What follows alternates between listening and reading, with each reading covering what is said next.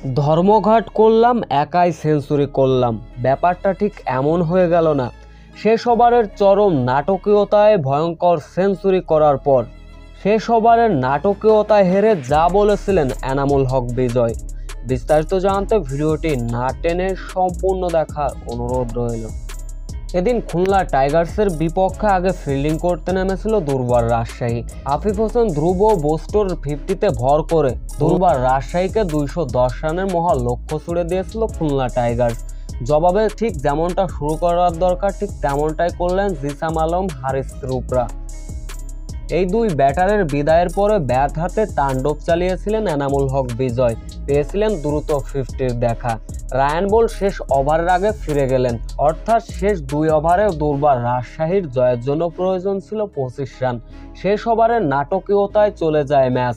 শেষ ওভারে জয়ের জন্য প্রয়োজন ছিল 17 রান। এনামুল হক বিজয় সেঞ্চুরিটা করে ফেললেন অবশ্য, তবে 8 রানের পরাজয় বরণ করতে হয়েছিল দুর্বার রাজশাহীর।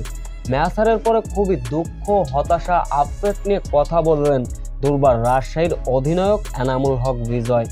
তিনি বলেন, আমি একাই সেঞ্চুরি করে আর কি করব, আমি দলের একাই এত সিরিয়াসনেস নিয়ে আমি কি করব যদি দলের সবাই পারফরমেন্স না করে।